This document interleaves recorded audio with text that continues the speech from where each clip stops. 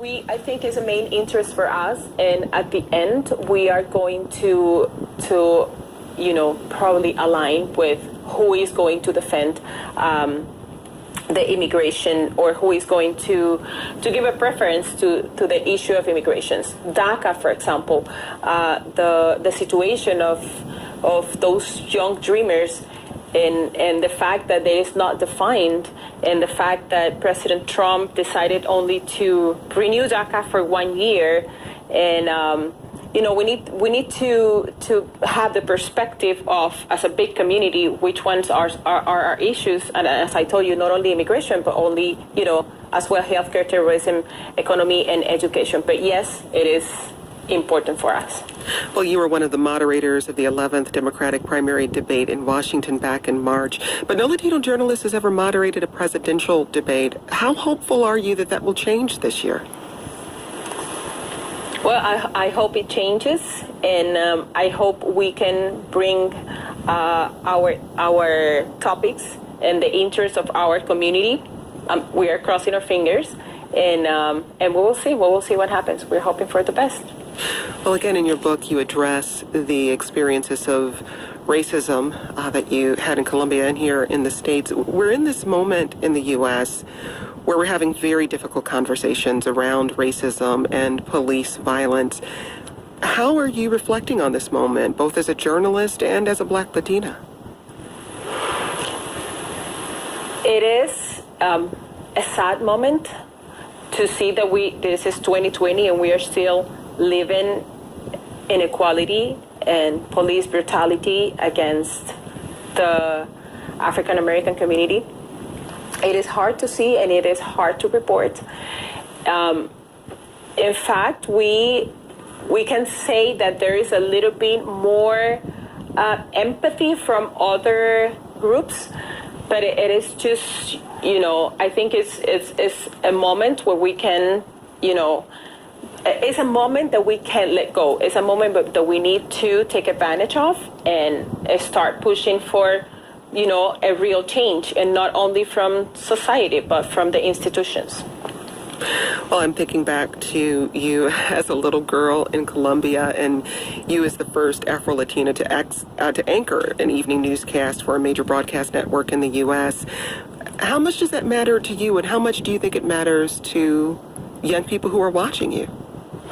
I think representation matters, and it mattered at that moment. I didn't realize how much, because our community is basically kept silent.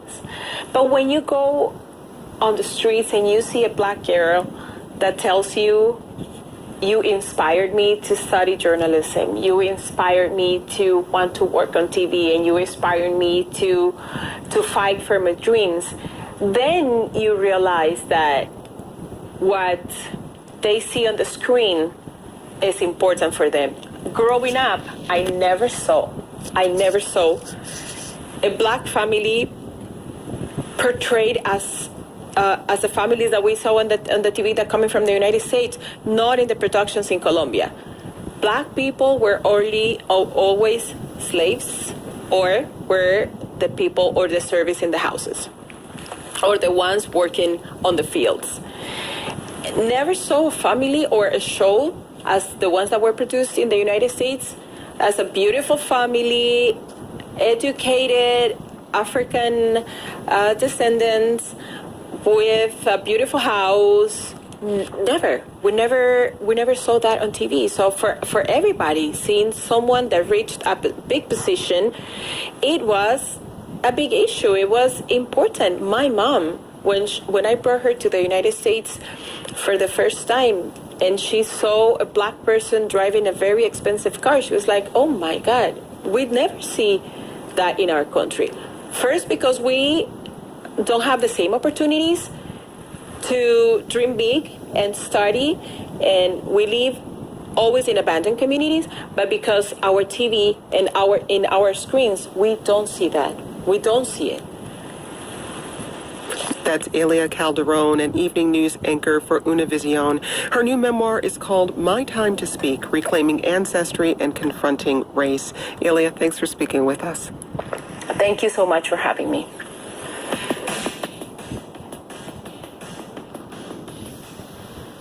wow, it's like where you begin with that bullshit.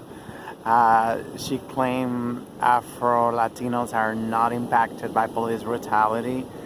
That's why she is on television, obviously, on Univision, and like, it's so despicable. I mean, like, I mean, just think about, Colombia have nine United States military bases. It's a military occupied by this government, and she's here, praising the government who is like, because of the direct result of imperialism, Uribe, who is now arrested in jail, finally, narco president, and his puppet, Ivan Duque, they have actually killed every indigenous and Afro-Colombian leader, in Colombia. And they're constantly busted exporting. I mean, Colombia is the biggest exporter of drugs, in the hemisphere. So that's they always have this love affair with the United States of America because of that. Because it's a drug addict, and Colombia provided drugs. So disgusting to hear these Afro-Latinas, just speak like a white bitch, number one. And number two, just praise their master and lick their boots on national radio.